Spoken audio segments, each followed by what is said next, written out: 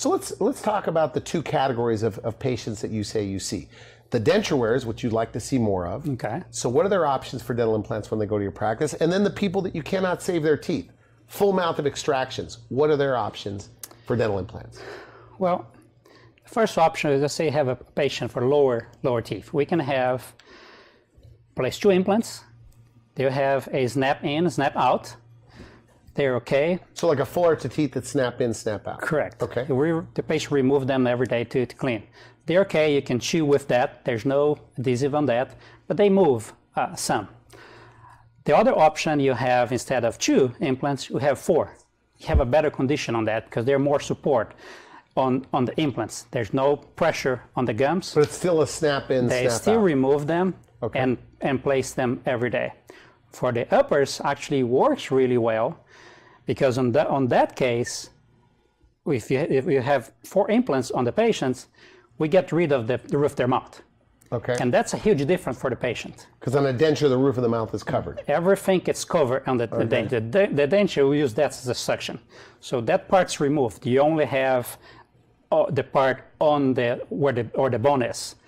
What's the big difference? They can taste better food with that. A lot of taste comes from that. Okay. Then the next step of that, you'll be 4 implants on the lower.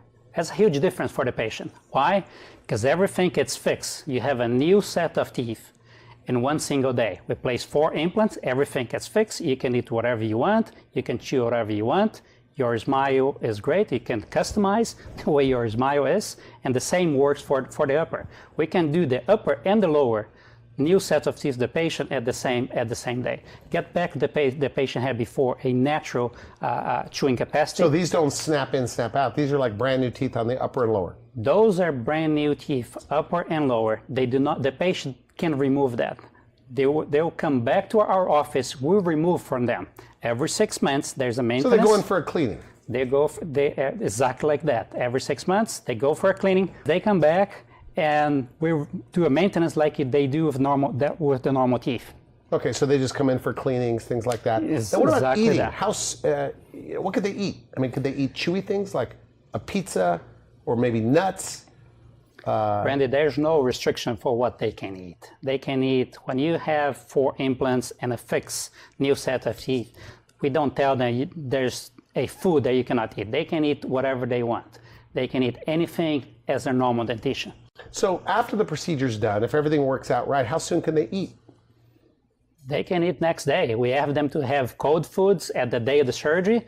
Next day, they can eat anything. We start them with soft foods. Okay. But almost everything, anything they can eat with a plastic knife and fork, they can eat after the next day. So no more dentures? No more denture. We don't like denture. We want them to have a normal set of teeth. So do you believe that like in 20 years or 50 years or however long that traditional dentures, the way we know them today, will be gone? That means everything will be attached to implants or something in the mouth? I'm sure everything will be attached because nobody likes dentures, Randy. They can get used to that.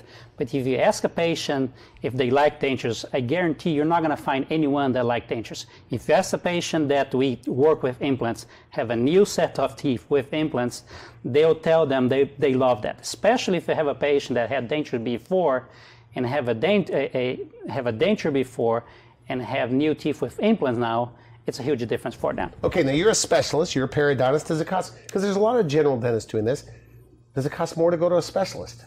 No, that absolutely not. Does not cost more to go to a specialist. Will cost less probably because you'll be done right at the first time. You've been doing this a long time. How many years have you been doing dental implants? I've been doing dental implants for 30 years. Okay. Is there a big learning curve, like a lot? Because it's popping up. A lot of guys doing it now.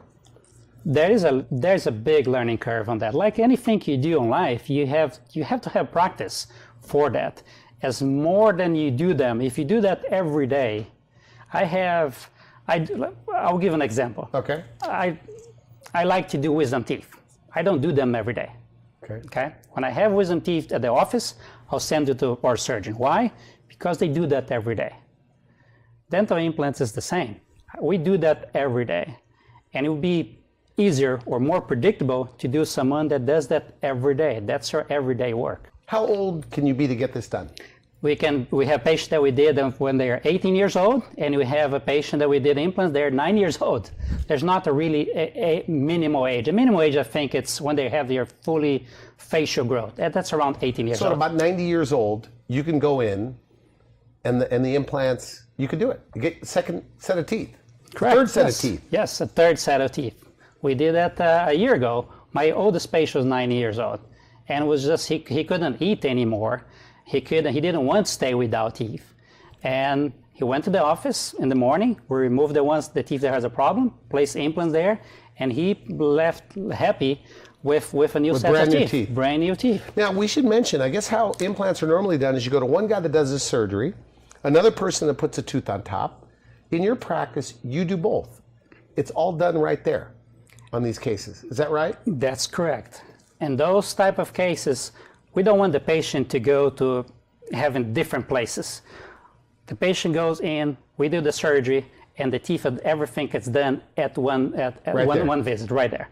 Now, we should mention insurance, Medicare, Medicaid. The best dental insurance doesn't cover this. A very small portion. Very small portion. Financing. People are financing this. Is that right? Yes. A lot of patients, there's a lot of different ways to finance that. Now, you're not carrying your own financing. No. So they have to have decent credit, but they finance it. Correct. We don't carry our own credit, but there's always different options for the patient to finance that. And we work the patients through that. And most of the patients, the financial is really not the problem for those cases.